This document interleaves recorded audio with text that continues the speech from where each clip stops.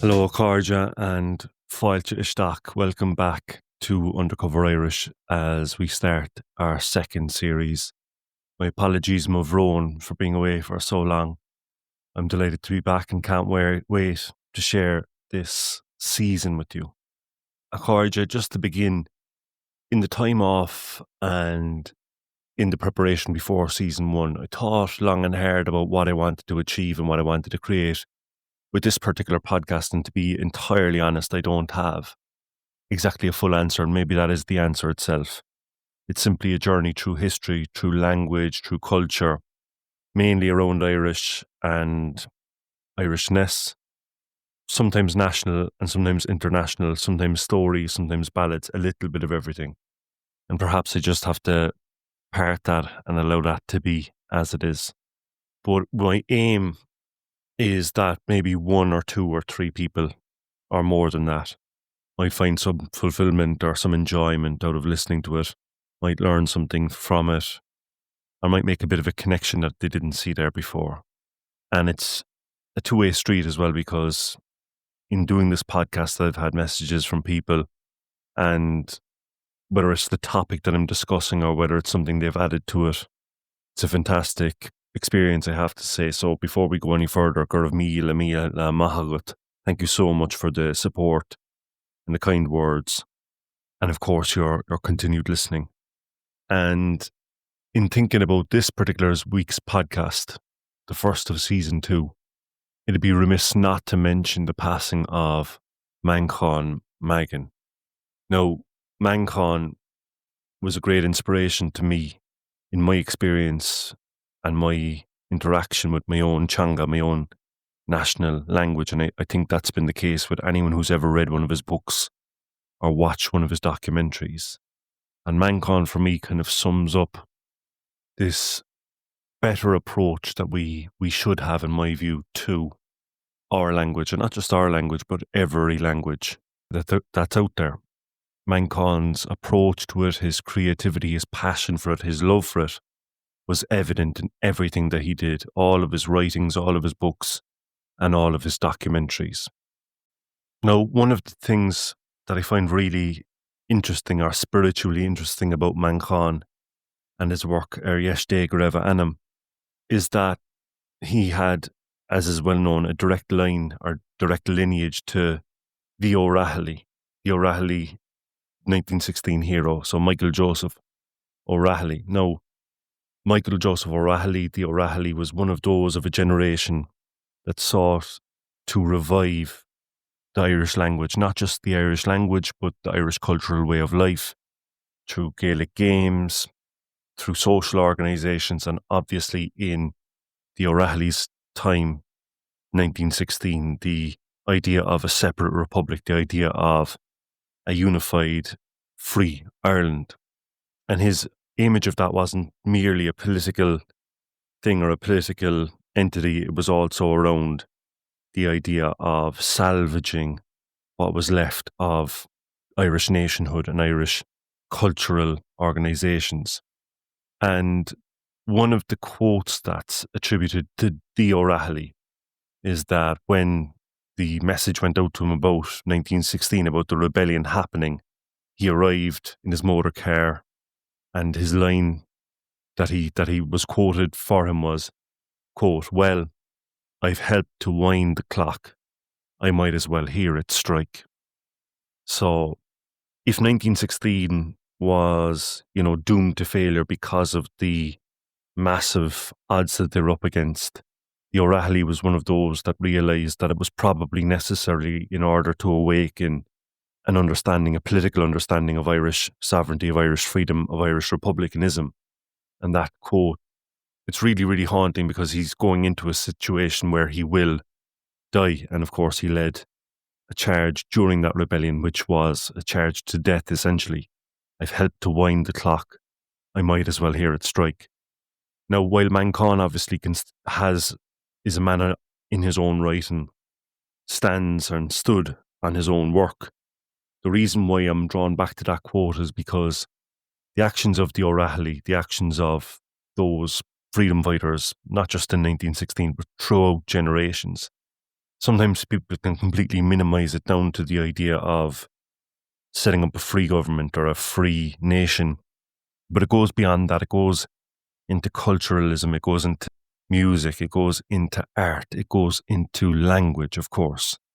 And if we think about it and we understand it in that sense, then the clock that the O'Rahilly helped to wind up, that he heard strike, I think it's a nice metaphor to imagine that the chimes of that echo down the years through his descendant Manchán.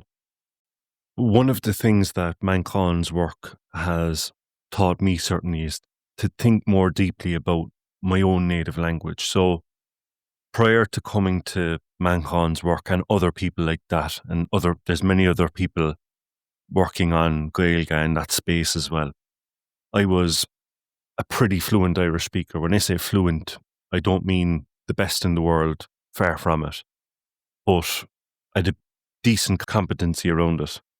And I think I lacked that deeper connection. That's something that's a bit of an ongoing process. And it strikes me that one of the reasons why we fail, or let's say the 26 county state has failed to promote the language, is because they're approaching it from the wrong way. So in the eyes of the establishment of the Irish government, Irish Gaeilge has been primarily looked at as an academic thing. And if we look at something as an academic thing, we look at it as something that you need to do well in an exam, or you need to get a leaving cert, or you need to get a degree or a master's in order to succeed at it. It's almost like a test or a challenge. And when we look at it in that way, and of course there's ample space in life for the academic study of any language, but when we look at it through that lens, it's alienating for people. It lacks the depth and the motivation and the identification with the language that's required for a critical mass of people to re-engage with what is something that's part of themselves, essentially. And that's one of the reasons why I think Manchán's work and other people like him was so successful, because it was so natural in a way, and yet so different to some of the ways of looking at the language that we have become accustomed to over generations. And one of the things that I've been thinking about more deeply in the last number of years is the difference between what we're taught and what perhaps we should teach. So the example that I'm giving in this particular podcast is a little bit similar to linguistic relativism, which we talked about in earlier podcasts in season 1 or in series 1. And basically, the idea that we get taught certain words kind of off by heart, which are then used in our heads as translations for what are English words. So the example I'm using in this podcast is, if you talk to anybody who's been through Irish primary and secondary level education, they'll have a list of store words which they have off by heart, even if they're not confident in their Gaeilge, even if they're not 100% confident in expressing it, but common words that would have been so ingrained in them that they have off by heart, which is a good thing, right? Absolutely a good thing, because it gives them a basis from which they can work from. But perhaps what's lacking is that deeper understanding, which has the ability to ignite a little bit more passion and definitely a deeper understanding in the language that they're using. And the example I'm using in this particular podcast is Ucht de Roicha. So Ucht de Roicha, and I've seen it on occasionally over the last number of years. I've seen ads where, I think there was one in the last number of years where there are two Irish guys and they're being told they're in a foreign bar and they're being told to speak Irish. And of course, they start reaming off the things that they would have learned off by heart in primary school. And I think one of the words may have been Ucht de Roicha. Now, Ucht de Roicha is definitely one of these words that will be known to the vast majority of people who've been in an Irish primary or secondary school. And when you ask them what Ucht de Roicha means, or if you ask it the other way around, they'll say ice cream. If you ask them what's ice cream, they'll say Ucht de Roicha. Now, what this is an idiomatic translation. So what we're doing there is we are telling the speaker that this is the word for ice cream, uachtaráide. But in doing that, what we're doing is it's good for quick comprehension, right? But it hides the imagery that's inside of the compound or the Irish word, or the Irish words in this case. So it's an idiomatic translation. We say, right, that's ice cream. It means uachtaráide, or uachtaráide means ice cream. But in actual fact, right, if we go deeper and into the literal understanding of it, what uachtaráide means, right? Róide is frozen, obviously comes from róide, frozen, which is the word we use there for iced. But uachtar doesn't actually mean cream as such. No, of course we use uachtar for cream. So if you go into the shops, and if, say, for example, it was bilingual in there, of course, next to ice cream will be uachtaráide, and next to your cream will be uachtar. But the meaning of uachtar isn't actually cream. It comes from cream, but it doesn't mean cream in the same sense. Uachtar is the upper part. So where this comes from is milk, banya. So this kind of shows us again, maybe in terms of understanding, it shows us how important cattle were in Irish society and how common and important banya, milk, was to the Irish diet. And obviously, to anyone who knows that before pasteurized milk was a thing, milk would come in a bottle and at the top of it would be a layer of cream. This is where this term originates from. So when people would milk the cow and they'd fill up the banya, on top of the banya would be the uachtar, the upper part, the uachtar. And this is how cream got its name, as Gaeilge. So technically, literally what we're saying when we are talking about uachtaráide, we're talking about frozen upper, the upper part of the banya, the upper part of the milk, which we use to describe cream. So in just that one small example, taking a word that most people will know absolutely off by heart, but perhaps haven't been taught or had the space or the opportunity to think at a deeper level as to what, in this case, uachtaráide actually means, what the deeper meaning of uachtaráide is. Now, one of the brilliant things about thinking about a language at a deeper level like this is most people will have within them the storacle, the kind of store of words that they have learned off by heart. And starting with those words, they can start to look back and break them down and study them a little bit closer. And from one connection comes the next connection. So at the moment, in Ireland, there's a presidential election ongoing. And the English word obviously we use is president. The Irish word, however, is uachtaráin. Now think about back when I started this little story around the banya. So we milk the cow and from it comes the banya, the milk, and the uachtar, the upper part. The opposite, of course, of uachtar is íochtar, the lower part. The uachtar, you can imagine it is kind of sought after because there's less of it there. It's nutrient dense. It can be used for baking. It can be used for the kind of maybe the more luxurious stuff. I've heard stories and I've seen them in duchas of children, fighting for the uachtar when the banya arrives. So the uachtar is the uppermost part, the most sought after part of the banya, which of course is an extremely important drink in Irish society as a massively important nutrient part of the Irish diet for thousands of years. And this presidential election ongoing at the moment has this opportunity for us to make these connections. So where we start with ice cream, we translate that to frozen upper, we translate the upper to uachtar, and uachtar is the top of the banya, the cream rising to the top. And of course, our Irish word for president is uachtaráin. In other words, the uppermost person in society, the person that has risen to the top, the person that we choose as our leader, essentially, or the cream of our society. That's the kind of metaphor that comes into my head, the person that we put on the pedestal the person that we put at the uppermost part to represent our society. That's our uachtarán, the person that rises to the top.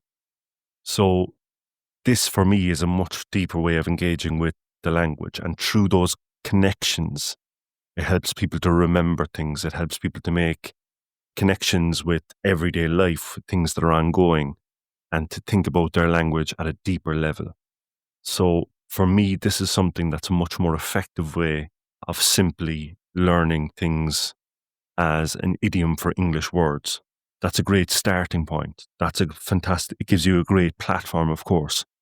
But the next step then to be taken is something that we can look at a deeper level and enhances your understanding both of your language, of yourself, and of the world around you as well. And from that, then you can branch out into other areas. So, for example, if you're talking about someone winning something or being victorious, we tend to use bua, as in win, or vuig, which is the past tense of bua. Vuig me, I won. Or if you're talking about a match, for example, vuig Kirkig, Cork won. Vuig Balliol Clia, Dublin won. But thinking about our uachtar and the cream rising to the top, there's a lovely way of saying that. Someone got a victory. In English, we'd say someone got the upper hand. And in Irish, this is an lámh in uachtar. An lámh, the hand, in uachtar. Basically, upper. The upper hand, got the upper hand. So you'd be saying fuair, as in to get. So we'll say, me being biased here, Cork got the upper hand over Limerick. Fuair Kirkig, so Cork got. An lámh in uachtar, the upper hand. Limnach, an Limerick. Fuair siad an lámh in uachtar. So it's a much richer way now of saying that you won something or somebody won a competition or whatever, that you got the upper hand, an lámh in uachtar. So just in that small kind of story or small kind of train of thought, we've moved from ice cream to the history or the importance of milk in Irish culture, and then to the meaning of cream as uachtar, then the link, I suppose, with it being the uppermost, then the link through to uachtarán, which is our Irish word closest, I guess, to president, or the word we would use for the uppermost person, and now through to lámh in uachtar, so getting the upper hand. So there's a broader message with all of this. Language is a reflection of culture. And Irish words, they encode values, relationships, sometimes even hierarchies. They're physical and they're spiritual. And through words like uachtar, we've just got a glimpse of how Irish people once saw the world, layered, alive and relational. And now, of course, in that instance, having listened to that, you too see it in that way. Because when we only settle for the translation, we lose what I call cultural cosmology.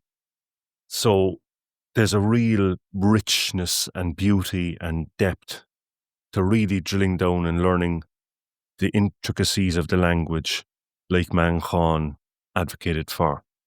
He taught us to see the layers beneath every word and to treat the language as a landscape that's to be explored and to be embraced and reflected on. He's after giving, I think, a lot of people a curiosity and even a reverence for Irish words. I think he's after inspiring a new generation and maybe an older generation like myself to listen again and to look out for the richness and the beauty that we see within the language. So this podcast is this particular episode is a small tribute to the man and to his memory. Ní bheith le héadán Irish. So sin bhfuil a cháirde for today's episode, for this particular one. It's fantastic to be back. It's great to get it. The sense that podcast is up and running again. This is the second series. I'll be aiming to do one podcast per week. And of course, it'll be across a range of different topics and information. I love getting feedback of Corja. I'm available on Instagram. If you want to throw any feedback, I'd really, really appreciate any shares of Corja. It really does the podcast the world of good in terms of getting a little bit of reach out there. And lastly, Corja, I have set up a Patreon to support the work of this podcast and try to cover the costs of running a podcast. So if it's something that you feel that you'd like to be a part of and something that you'd like to support, I'll put a link in the show notes as to where you can do that. But this particular podcast will remain free to air wherever you get your podcasts and wherever you listen. So, a Corja, sin a bhfuil gur bhí le maithagat asocht éisteach lum agus bheith asocht bheith. It's fantastic to be back, and I'll see you, Sar Ivad. I'll see you before long. Slán go fóill.